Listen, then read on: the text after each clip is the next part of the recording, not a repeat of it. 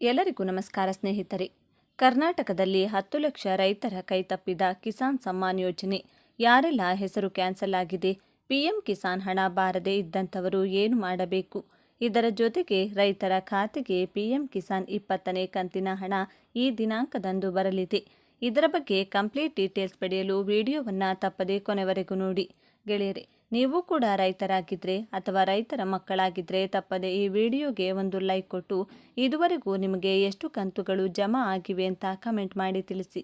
ಹಾಗೆ ಇದೇ ರೀತಿ ಉಚಿತವಾಗಿ ಮಾಹಿತಿಗಳನ್ನು ನೋಟಿಫಿಕೇಷನ್ ಮೂಲಕ ಪಡೆಯಲು ನಮ್ಮ ಚಾನಲನ್ನು ಸಬ್ಸ್ಕ್ರೈಬ್ ಮಾಡಿಕೊಂಡು ಪಕ್ಕದಲ್ಲಿ ಬರುವ ಬೆಲ್ಲೈಕಾನ್ ಮೇಲೆ ಕ್ಲಿಕ್ ಮಾಡಿ. ಹೌದು, ಭೂ ದಾಖಲೆಗಳ ಕೊರತೆ, ಇಕೆವೈಸಿ ಸಮಸ್ಯೆ, ತೆರಿಗೆ ಪಾವತಿ ಸೇರಿದಂತೆ ವಿವಿಧ ಕಾರಣಗಳಿಂದ ರಾಜ್ಯದಲ್ಲಿ ಸುಮಾರು 10 ಲಕ್ಷಕ್ಕೂ ಅಧಿಕ ರೈತರು ಪಿಎಂ ಕಿಸಾನ್ ಸಮ್ಮಾನ್ ಯೋಜನೆಯಿಂದ ವಂಚಿತರಾಗಿದ್ದಾರೆ. ರಾಜ್ಯದಲ್ಲಿ ಗರಿಷ್ಠ ಮಟ್ಟದ ರೈತರು ಅಂದರೆ 54 ಲಕ್ಷಕ್ಕೂ ಅಧಿಕ ರೈತರು ನೋಂದಣಿ ಮಾಡಿ ಈ ಪಿಎಂ ಕಿಸಾನ್ ಯೋಜನೆಯ ಲಾಭ ಪಡೆಯುತ್ತಿದ್ದರು. ಈ ಪೈಕಿ 44,20,000 ರೈತರಿಗೆ ಮಾತ್ರ ಈ ಯೋಜನೆಯ ಲಾಭ ಸಿಗುವಂತಾಗಿದೆ. ಪ್ರತಿ ಕಂತಿನ ಸಂದರ್ಭದಲ್ಲಿ ರೈತರ ಸಂಖ್ಯೆ ಏರುಪೇರಾಗುತ್ತದೆ. ಯಾಕೆಂದರೆ ರೈತರ ನೋಂದಣಿ ಕಾರ್ಯ ನಿರಂತರವಾಗಿ ಪ್ರಕ್ರಿಯೆಯಾಗಿರುತ್ತದೆ. ಆದರೆ ಅರ್ಹರನ್ನು ಸೇರಿಸುವುದು ಹಾಗೂ ಅನರ್ಹರನ್ನು ತೆಗೆಯುವ ಪ್ರಕ್ರಿಯೆ ನಡೆಯುತ್ತಲೇ ಇರುತ್ತದೆ. ಇದನ್ನು ಗ್ರಾಮ ನೋಡಲ್ ಅಧಿಕಾರಿಗಳು ಪರಿಶೀಲಿಸುತ್ತಾರೆ. ಹೌದು, 2019 ನಂತರ ಖಾತೆ ಮಾಡಿಸಿಕೊಂಡ ಲಕ್ಷಾಂತರ ಮಂದಿಗೆ ಈ ಯೋಜನೆಯ ಲಾಭವೇ ಸಿಗ್ತಾ ಇಲ್ಲ.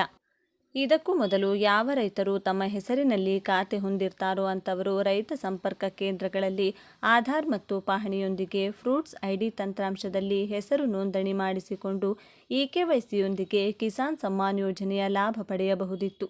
ಒಂದು ವೇಳೆ ಈ ಯೋಜನೆಯ ಲಾಭ ಪಡೆಯುತ್ತಿದ್ದ ಜಮೀನಿನ ಮಾಲೀಕರು ನಿಧನ ಹೊಂದಿದ್ರೆ, ಇತರ ವಾರಸುದಾರರು ಪೌತಿ ಖಾತೆ ಮಾಡಿಸಿದ್ರೆ ಆಗ ಅವರು ಈ ಯೋಜನೆಗೆ ಅರ್ಹರಾಗ್ತಿದ್ರು.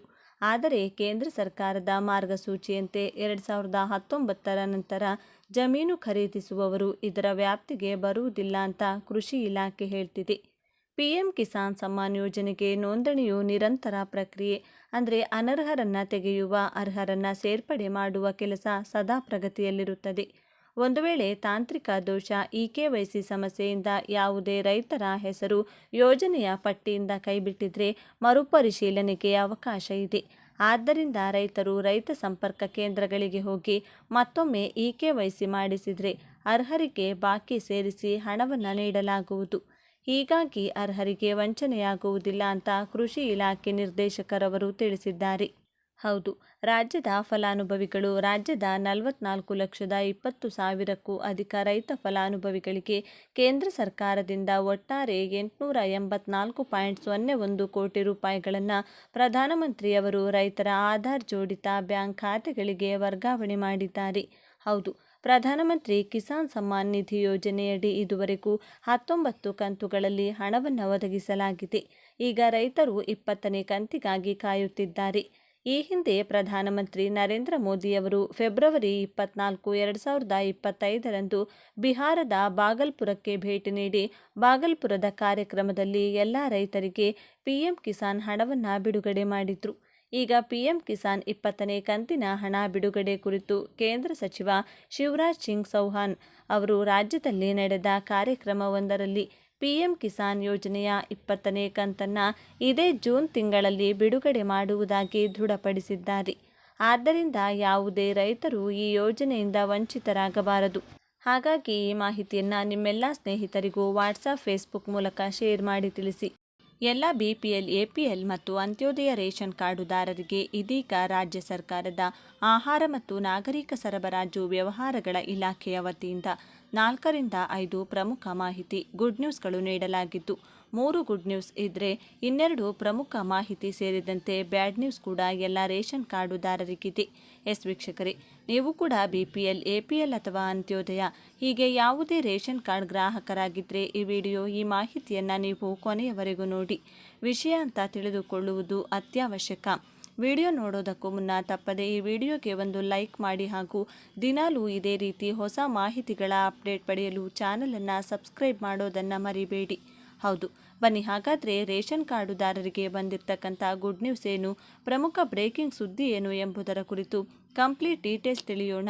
ಮೊದಲನೆಯ ಗುಡ್ ನ್ಯೂಸ್ ಏನಿದೆ ಅಂದರೆ ರಾಜ್ಯದಲ್ಲಿ ಆಹಾರ ಇಲಾಖೆಯು ಪಡಿತರ ಚೀಟಿ ತಿದ್ದುಪಡಿ ಪ್ರಕ್ರಿಯೆ ದಿನಾಂಕವನ್ನು ಹಲವು ಬಾರಿ ಮುಂದೂಡಿಕೆ ಮಾಡುತ್ತಲೇ ಬಂದಿದೆ. ಈ ಹಿಂದೆ ಮಾರ್ಚ್ 31ರವರೆಗೂ ರೇಷನ್ ಕಾರ್ಡ್ನ ತಿದ್ದುಪಡಿ, ಹೆಸರು ಸೇರ್ಪಡೆ, ಹೆಸರು ಬದಲಾವಣೆ, ಕುಟುಂಬ ಸದಸ್ಯರ ಮುಖ್ಯಸ್ಥರ ಬದಲಾವಣೆ ಸೇರಿದಂತೆ ವಿವಿಧ ಬಗೆಯ ರೇಷನ್ ಕಾರ್ಡ್ನ ತಿದ್ದುಪಡಿಯನ್ನು ಮಾರ್ಚ್ 31ರವರೆಗೆ ಈ ಹಿಂದೆ ಗಡುವು ವಿಸ್ತರಣೆ ಮಾಡಲಾಗಿತ್ತು. ಆದರೆ ಹಲವರು ಇನ್ನು ರಾಜ್ಯ ಸರ್ಕಾರಕ್ಕೆ ಮನವಿ ಮಾಡಿದ್ದು, ಆಹಾರ ಇಲಾಖೆಯ ವತಿಯಿಂದ ಇದೀಗ ಎಲ್ಲ ರೇಷನ್ ಕಾರ್ಡುದಾರರಿಗೆ ಮತ್ತೊಮ್ಮೆ ಗುಡ್ ನ್ಯೂಸ್ ಸಿಕ್ಕಿದೆ. ಹೌದು, ಎಲ್ಲ ರೇಷನ್ ಕಾರ್ಡುದಾರರಿಗೆ 2025ರ ಜೂನ್ 30ರವರೆಗೆ ರೇಷನ್ ಕಾರ್ಡ್ನ ತಿದ್ದುಪಡಿಗೆ ಇದೀಗ ಮತ್ತೊಮ್ಮೆ ಕಾಲಾವಕಾಶವನ್ನು ನೀಡಿ ಗಡುವನ್ನು ವಿಸ್ತರಣೆ ಮಾಡಿದ್ದಾರೆ. ಜೂನ್ 30, 2025ರ ಒಳಗೆ ನಿಮ್ಮ ರೇಷನ್ ಕಾರ್ಡ್ನಲ್ಲಿ ನಿಮ್ಮ ಮಕ್ಕಳ ಹೆಸರು ಸೇರ್ಪಡೆ, ಹೊಸದಾಗಿ ಮದುವೆಯಾಗಿದ್ದರೆ ಪತ್ನಿ ಅಥವಾ ಸೊಸೆಯಂದಿರ ಹೆಸರು ಸೇರ್ಪಡೆ, ಕುಟುಂಬ ಮುಖ್ಯಸ್ಥರ ಹೆಸರು ಬದಲಾವಣೆ ಹಾಗೂ ಕುಟುಂಬ ಮುಖ್ಯಸ್ಥರ ಹೆಡ್ ಆಫ್ ದಿ ಫ್ಯಾಮಿಲಿ ಬದಲಾವಣೆಯನ್ನು ಮಾಡಿಕೊಳ್ಳಬಹುದು. ಇನ್ನು ಎರಡನೆಯದಾಗಿ ಬಂದಿರತಕ್ಕಂಥ ಹೊಸ ಬದಲಾವಣೆ ಏನಪ್ಪ ಅಂದರೆ, ಎಲ್ಲ ರೇಷನ್ ಕಾರ್ಡುದಾರರಿಗೆ ಇದೀಗ ಪ್ರತಿ ವರ್ಷ ಪ್ರತಿ ತಿಂಗಳು ಹಲವು ಬಾರಿ KYCಯನ್ನು ದೃಢೀಕರಿಸಿಕೊಳ್ಳುವಂತೆ ಆಗಾಗ ಸುತ್ತೋಲೆಯನ್ನು ರಾಜ್ಯ ಸರ್ಕಾರ ಹೊರಡಿಸುತ್ತಲೇ ಇದೆ. ಆದರೆ ಇನ್ನು 20ರಿಂದ 30% ರೇಷನ್ ಕಾರ್ಡ್ನ ಸದಸ್ಯರ KYC ದೃಢ ಆಗಿಲ್ಲ. ಹೀಗಾಗಿ ಇದೀಗ ಏಪ್ರಿಲ್, ಜೂನ್ ತಿಂಗಳಿನಲ್ಲಿ ಎಲ್ಲ ರೇಷನ್ ಕಾರ್ಡ್ನ ಸದಸ್ಯರು ನಿಮ್ಮ ಕುಟುಂಬ ಸದಸ್ಯರ ಎಲ್ಲ ಆಧಾರ್ ಕಾರ್ಡನ್ನು ರೇಷನ್ ಕಾರ್ಡ್ಗೆ ಲಿಂಕ್ ಮಾಡುವ ಮೂಲಕ ಬಯೋಮೆಟ್ರಿಕ್ ಥಂಬ್ ಇಂಪ್ರೆಷನ್ ನೀಡಿ KYC ದೃಢೀಕರಿಸಿಕೊಳ್ಳುವಂತೆ ಎಲ್ಲ ರೇಷನ್ ಕಾರ್ಡುದಾರರಿಗೆ ಸೂಚಿಸಲಾಗಿದೆ. ಯಾವ ರೇಷನ್ ಕಾರ್ಡ್ನ ಸದಸ್ಯರು KYCಯನ್ನು ದೃಢೀಕರಿಸಿಲ್ಲ ಅಂಥವರ ರೇಷನ್ ಕಾರ್ಡ್ ಬಂದ್ ಆಗಲಿದೆ. ಬರುವ ದಿನಗಳಲ್ಲಿ ರಾಜ್ಯ ಹಾಗೂ ಕೇಂದ್ರ ಸರ್ಕಾರದ ವಿವಿಧ ಯೋಜನೆಗಳ ಲಾಭ ಸಿಗುವುದಿಲ್ಲ. ಇನ್ನು ವೀಕ್ಷಕರೇ, ಮೂರನೆಯದಾಗಿ ಬಂದಿರತಕ್ಕಂಥ ದೊಡ್ಡ ಬದಲಾವಣೆ ಏನಪ್ಪ ಅಂದರೆ, ಕಾಂಗ್ರೆಸ್ ಸರ್ಕಾರದ ಗ್ಯಾರಂಟಿ ಯೋಜನೆಗಳು ಜಾರಿಗೆ ಬಂದ ನಂತರ ಹೊಸ BPL ಕಾರ್ಡ್ ಅರ್ಜಿಗಳನ್ನು ತಾತ್ಕಾಲಿಕವಾಗಿ ನಿಲ್ಲಿಸಲಾಗಿತ್ತು. ಆದರೆ ಈಗ 2,86,000ಕ್ಕೂ ಹೆಚ್ಚು ಅರ್ಜಿದಾರರು ಹೊಸ BPL ಕಾರ್ಡ್ ಪಡೆಯಲು ಕಾಯುತ್ತಿದ್ದಾರೆ. ಹೀಗಾಗಿ ಬರುವ ದಿನಗಳಲ್ಲಿ ಎಲ್ಲ BPL ರೇಷನ್ ಕಾರ್ಡ್ಗಳನ್ನು ವಿತರಣೆ ಮಾಡಲಾಗುತ್ತದೆ ಎಂದು ಅಧಿಕೃತವಾಗಿ ಇದೀಗ ಆಹಾರ ಇಲಾಖೆಯ ಸಚಿವರು ಮಾಹಿತಿ ನೀಡಿದ್ದಾರೆ. ಹಾಗೂ ಕೊನೆಯದಾಗಿ DBT ಮೂಲಕ ವಿತರಣೆ ಮಾಡಲಾಗ್ತಿರುವ ಆಹಾರ ಧಾನ್ಯದ ಹಣವನ್ನು ಇದೀಗ ಬದಲಾವಣೆ ಮಾಡಲಾಗಿದ್ದು, ಇನ್ಮುಂದೆ ಪ್ರತಿ ತಿಂಗಳು ರೇಷನ್, ಹೌದು 10 kg ಪ್ರತಿ ಸದಸ್ಯನಿಗೆ ಅಕ್ಕಿಯನ್ನು ವಿತರಣೆ ಮಾಡಲಿಕ್ಕೆ ರಾಜ್ಯ ಸರ್ಕಾರ ಅನುಮೋದನೆ ನೀಡಿತು. ಬರುವ ಎಲ್ಲ ತಿಂಗಳುಗಳಿಗೆ ಅನ್ವಯವಾಗುವಂತೆ ಒಬ್ಬ ಸದಸ್ಯನಿಗೆ 10 kg ಅಕ್ಕಿ ವಿತರಣೆ ಮಾಡ್ತಾ ಇದೀಗ DBT ಹಣವನ್ನು ತಾತ್ಕಾಲಿಕವಾಗಿ ರೇಷನ್ ಅಕ್ಕಿ ವಿತರಣೆ ಮಾಡುವವರೆಗೆ ನಿಲ್ಲಿಸಲಾಗುತ್ತೆ ಎಂದು ಆಹಾರ ಇಲಾಖೆ ಮಾಹಿತಿ ನೀಡಿದೆ. ಹೀಗಾಗಿ ಪ್ರತಿಯೊಬ್ಬರಿಗೂ ಈ ಮಾಹಿತಿಯನ್ನು ವಾಟ್ಸಪ್, ಫೇಸ್ಬುಕ್ಕಲ್ಲಿ ಶೇರ್ ಮಾಡಿ ಚಾನಲ್ಗೆ ಸಬ್ಸ್ಕ್ರೈಬ್ ಮಾಡಿಕೊಳ್ಳಿ. ಧನ್ಯವಾದಗಳು.